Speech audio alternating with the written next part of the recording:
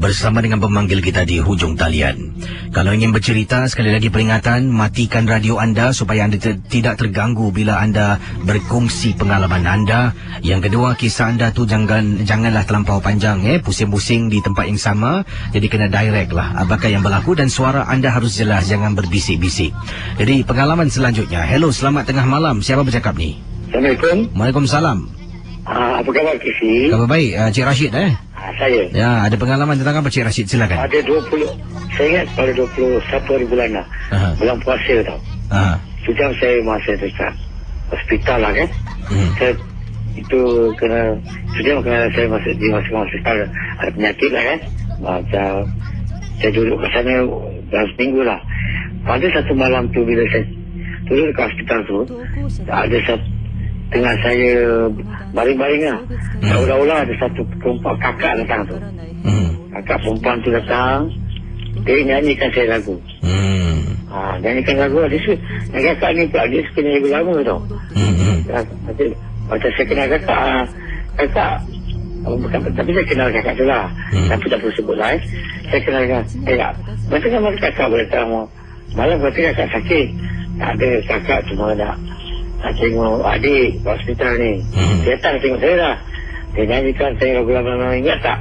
Dulu masih kecil kakak jaga adik, kakak dudukkan adik, berikan adik jemput. Saya terkeliru lah. Bila saya kena macam seolah-olah macam betul-betul tu. Yalah, kita tak nampak kan, macam betul-betul kakak tu sebelah saya dia menyanyikan saya lagu. Dulu kecil kakak pernah, masa adik dari kecil kakak pernah hantar adik pergi sekolah dulu tau. Saya cakap itulah macam ulang-ulang macam betul-betul depan-depan saya. Bila saya sadar kesi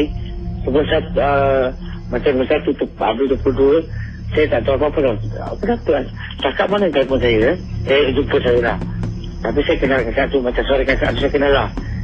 Pada 23 bulan kesi, termasuk pada 23 bulan ada saudara saya telefon. Dia bukan tiap saya kasih tau. Dia tiap saya bujang-bujang. Kau tahu tak? Kak Munah yang kau lama tak jumpa tu dah meninggal. Dah meninggal kata macam. Terus saya macam tak sangka lah masa saya cakap. Macam kakak tu macam betul-betul dia dekat dengan saya. Dia macam dia dudukkan saya lagi kecil. Dia ceritakan saya dekat masa lagi sekolah. Dia hantar saya lagi sekolah. Dia cakap kita kakak tak ada, kau jaga diri baik-baik. Begitu tau kesi. Terus lepas tu saya macam tak percaya tau. Dia kata saya macam hari ni hari Rabu lah 23 lah. Terus saya macam panik gitulah. Terus asal banyak-banyak. Lepas tu balik terus saya telefon dengan Hasan Saleh. Dari kita orang semua. Itu cerita yang benar ni. Terima kasih Cik Rashid ya. Sama-sama. Hello, selamat pagi. Hello, selamat pagi. Siapa bercakap ni? Nama saya Azim. Azim, buat panggilan dari mana ni? Saya ke Ulen. Silakan pengalaman anda tentang apa ni? Okey, pengalaman ni baru terjadi saja tadi. Tapi jam lepas bila kawan saya dirasuk. Okey. Okey, pada waktu tu saya ada kat satu sudut lah tengah buat kerja saya. Jadi tiba-tiba dia kena rasuk, minta maaf. Di luar, di rumah macam mana? Okey, kita ada di kawasan satu park, satu garden ni. Okey, dia sedang duduk, kita tengah bersembang macam biasa. Tapi saya sedang dalam satu sudut tempat lain lah. Jadi daripada jauh tu saya boleh nampak dia. So dalam masa tu, ketika tu dia tengah berbual, tahu-tahu dia senyap. Dia sedang memandang dalam arah depan. So pada kat park tu, kat depan tu semua pokok-pokok yang agak-agak besar, agak redang lah pokok tu semua. Jadi tiba-tiba dia terus terbaring, badan dia menggeletar. Menggeletar, tiba-tiba terus dari mulut dia seperti suara berbual, tapi bukan suara dia. Dan suara tu mengatakan, aku nak ambil hati dia, aku nak ambil nyawa dia. So kita semua dah seram. So kita kat sini cuba sedaya upaya baca surah apa semua, tapi nampak sepertinya tak jalan lah ayat-ayat semua tersebut. So kita semua hold grip dia lah, sebab dia menggeletar, dia seperti nak melepaskan diri. Jadi bila walaupun agak-agak dalam, saya rasa dalam 6 ke 7 orang cuba untuk pegang dia supaya dia tak bergerak. Tetapi 6-7 orang tu seperti tak terasa. Dia masih juga dapat boleh bergerak. Dia dapat fight balik semua 7 orang semua. Jadi kita semua dah penat, kita semua relax, kita tengok pun dah relax, dia dah tak bergerak sangat. Tapi yang paling seram sekali pada waktu tu, dia kepala dia ternaik dan kita nampak badan dia seperti floating in the air. Kira kan naik tapi tak setinggi, dalam 2 cm atau 3 cm. Tapi kita terfikir-fikir, jadi apakah benda yang masuk sebenarnya dalam badan dia? Selepas beberapa minit, saya pun datang, saya pun cakap dengan kawan saya, bisikkan ayat kursi kat telinga dia. So dah dibisikkan ayat kursi tu, tiba-tiba terus dia okey. Dia senyum. Dia kata apa yang terjadi tadi. Dia tak tahu apa yang terjadi pada waktu tu masa dia kena sampuk. Lagi dia bertanya dia kena sampuk dengan apa. Sedangkan kita sendiri tak tahu dia kena sampuk dengan apa. So jadi saya selalu duduk kat kawasan Woodland. Saya dah banyak melihat perkara-perkara kat sini. Jadi saya nak pendengar, kalau nak lepak malam-malam tu, berjaga-jaga dan berhati-hatilah sikit. Terima kasih Azim. Okey, terima kasih. Kembali 2 hari yang lepas saya bekerja di kargo, salah sebuah kargo lah ke tempat saya bertugas lah. Ada 3 shift.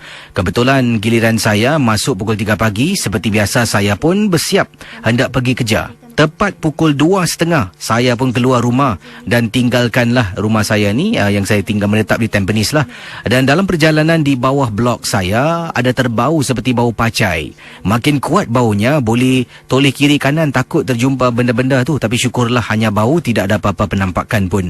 Yang ini daripada Kak Siti, katanya kisi urgent. Boleh tanya tak pakar-pakar, rumah kakak ni kebelakangan ini beberapa kali bau pacai kisi. Tak tahu datang dari mana tapi boleh terbau. Kadang-kala datangnya sekali-sekala. Pernah anak menegur, anak tak tahu sebut pacai. Dia kata, mak bau apa ni, busuk sangat. Kemudian kakak cuba bau betul-betul, memang kisi. Kemudian benda ini akan timbul sekali-sekala dalam rumah. Malah suami pun pernah terbau. Dan juga ada 2-3 jiran yang datang ke rumah kakak untuk berbual-bual ni juga pernah terbau. Dan dia beritahu. Tapi jiran ni, seorang lagi yang terbau ni bukan bau dalam rumah, malah tangannya yang terbau pacai apabila dia salam dengan kakak. Seram Ada Lydia. Kata Lydia, Casey, saya ingin berkongsi sesuatu dan ingin saya sentuh tentang satu penampakan dalam rumah. Waktu tu saya tersadar selepas pukul 12.30 malam apabila saya nampak kelibat anak saya masuk ke dalam biliknya. Dan sebenarnya saya belum lagi lihat jam dan tak tahu pun dah lepas 12 lebih tengah malam. Bila ternampak kelibat anak saya yang masuk ke dalam biliknya, saya fikirkan dah pukul 3.30. Sebab selalunya anak saya akan pulang ke rumah antara 3 suku hingga 3.30. Transport akan hantar pulang lah. Jadi kata teman kita berikut ini, saya pun bangun. Bila saya bangun, saya pergi ke dapur nak lepaskan hajat. Sebab sejuk tak tahan nak terkucil, kata teman kita ni. Keluar dari tandas, bila masuk di ruang tamu, kepala ni terpandang tengok jam. Bila tengok jam, nampak jam 12 suku malam.